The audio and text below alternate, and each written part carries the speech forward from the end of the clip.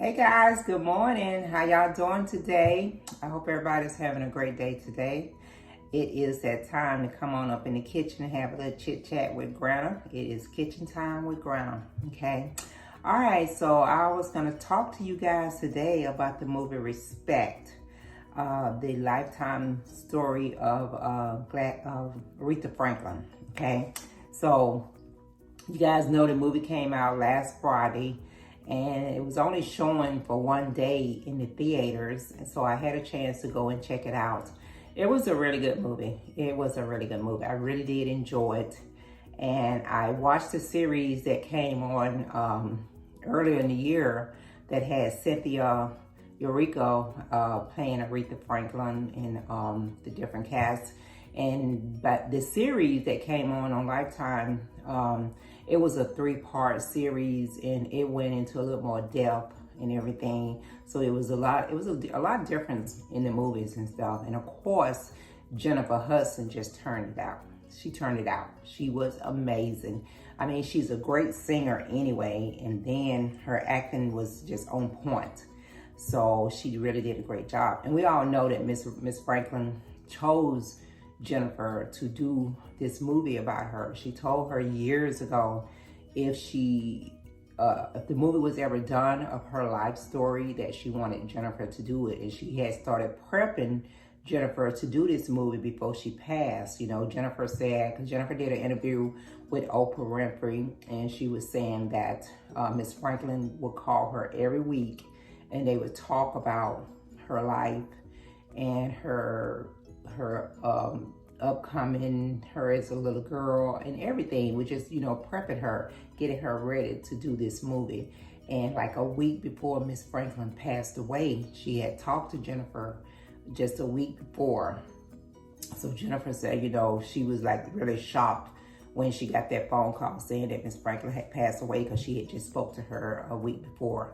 So yeah, she prepared her for this movie, and Jennifer did an awesome job. Okay, the cast, you had Marlon Wayne, which played Jennifer's first husband, Ted White. That was the first husband that she had. And you had Mary J. Blige was in the movie. She played Diana Washington. Audrey McDonald, she played Jennifer's mother, her real mother. And you had Hallie, you had Heather Haley in there. There was a lot of stars in there that did a great, awesome job. Just did an awesome job. And this movie here, like I said, it was different because, it showed bits and pieces of Miss Franklin when she was a little girl growing up. And in this movie, it showed that she got pregnant at home, according to this movie. And in the series, she was on the road with her father and was, raped. I'm gonna say raped there, for the first time. We all know, Miss Franklin has made statements that she was young when she had her first child, which was still hard to believe and to see. But she was she was very young. I think she was about 12 or 13 when she got pregnant with her first son.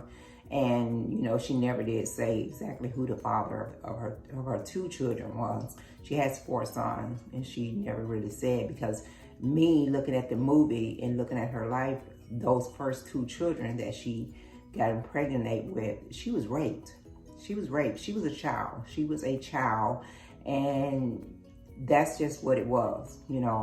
She, Miss Franklin, she had a really rough life growing up. I mean, her father was one of the most well-known pastor there were. Well-known pastor, C.L. Franklin. He was well-known, but he was also a womanizer. He abused their mother and basically kicked her out the house. And every other woman he was with, he abused them, and he was a controlling man. He was very controlling because he tried to control his girls, and he definitely had a control over Aretha. And Aretha was always never one to disappoint her father and stuff. So he was very controlling. you know, and it's just crazy when you sit back and you've grown up with these entertainers. You know, you grew up with these entertainers and you listen to their music, because I'm definitely a fan of Aretha Franklin. And she had, oh my God, an amazing voice. I mean, this woman could sing her butt off, you know, and in the movie, it says it's like God reached down and put his hands on her throat, you know, and blessed her with that gift. And she was an amazing singer, you know, but oh my God, Aretha, you know, like I said, when you see her as she got older and mature, you would never imagine the type of life she was brought up in. You know, her father was always having all these parties, always having all these different people over there. They was very close with Martin Luther King. She did a lot of work for civil rights movement. You know, she's very outspoken in an unspoken way, if you know what I mean. You know, because back then, when Aretha Franklin was coming up in the 50s and 60s, as a woman, you couldn't voice your opinion. You know, you kind of had to, you know, be on the down low when it came to voicing your opinion about different things. You know, but as she got older, she started speaking up and voicing her opinion on things and stuff. But yeah, she went through a lot in her life. And, you know, even with her marriage, you know, it's basically like she went from being in her father's home, seeing all type of abuse going on with her father and different women and her mother, because her father, like I say, he was not the best man. You know, he might have been a great preacher, but he was not the best man. And seeing that type of abuse, I think that what drew her to marry someone like that. She married a man that was abusive, controlling. You know, he used to put his hands on her. He was always trying to control her when it came to her music and her business that she dealt with the different labels, and how he was talking to the people and, you know, stopping her really. You know, of course he did take her to a different level and get her with a different music company that her father had started her out with, because the company that she went to with her father, they was trying to put her in a box with jazz and stuff. So when she got with Ted and married Ted, you know, he moved her to a different label, and she started to coming out and getting into the music that she wanted to do and getting into her groove. And it was just crazy when they went down to Monster shows, because they didn't show this part on the series where they was in the hotel and the guy comes over, you know, and to tell Aretha that he had fired one of the, I think a trumpet player or something, and how Ted was just acting crazy and you know, picking a fight with this guy, you know, calling him all type of racial names and picking a fight and all that and stuff. So it was really crazy, you know. And if you never been around that type of upbringing where you're used to seeing your parents fight or people fighting, you know, men's fighting women's and stuff, it's kind of shocking and unbelievable. But, you know, I grew up in that type of environment. My parents used to fight quite a bit. I mean, it's nothing to brag about. It's sad to see that happening, but that's the type of environment that a lot of the people, the women's back in those days, back in the 50s and 60s, was brought up in. They was brought up in the man being in charge and everything. So they normally would marry a man that was kind of like their father, the mirror of their father and stuff.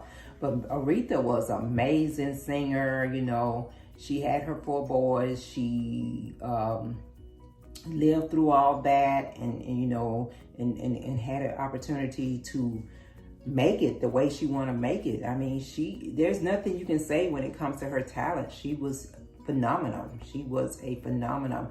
And she did carry herself as a queen, even with all the stuff she was going through. She bit her tongue a lot. She didn't speak her voice. And Jennifer had the facial expressions down and everything. You know, she had it down packed. She said she really studied this role, and she had to really go into it. And one part of the movie was when Aretha had really got heavy into drinking. She was just drinking.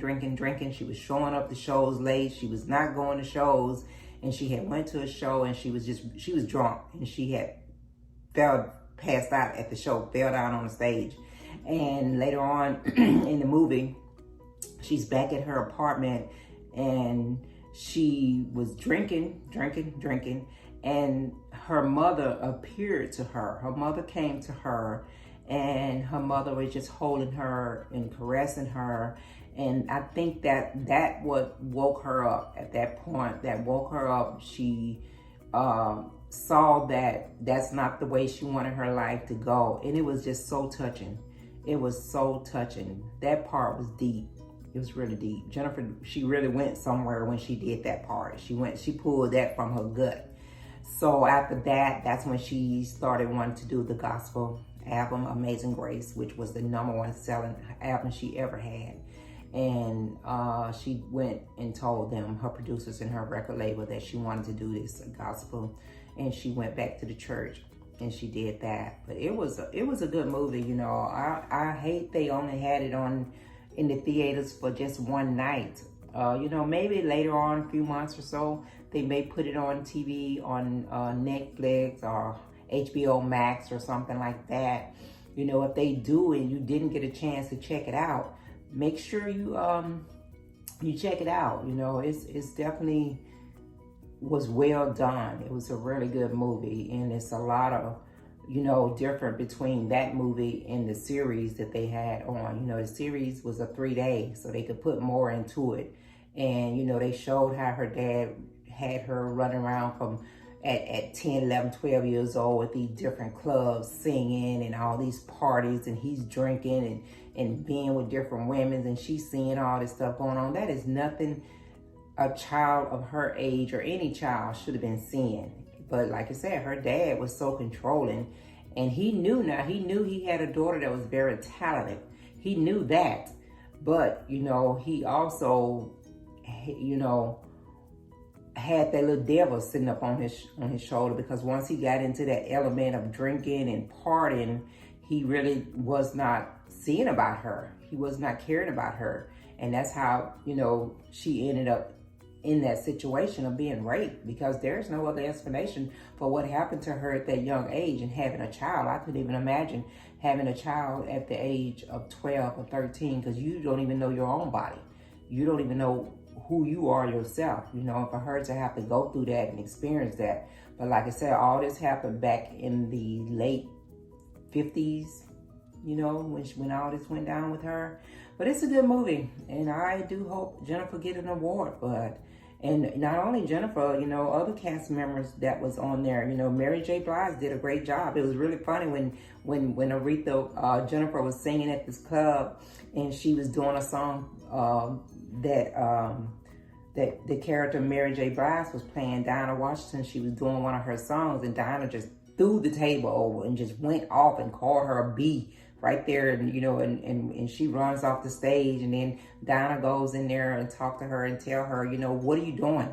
What are you doing? You all over the place. You don't even know what you're trying to do. And she was, you know, she was firm, and she was a little bit rude, but she was letting Aretha know, you need to find your own. You need to find your place and do what you want to do. You know, you just all over the place. 1 minute you're doing jazz, 1 minute you're doing this, 1 minute you're doing that. So that was a good part of it too. And I was shocked, because when she threw that table up, I was like, whoa, oh, okay. All right, Mary, go ahead on, Diana Shaw, go ahead on, girl. Donna Washington, go ahead on, girl. But it was a really good movie. I love it. I give it a 5-star. And if you get a chance to see it, if it comes on TV, check it out, okay?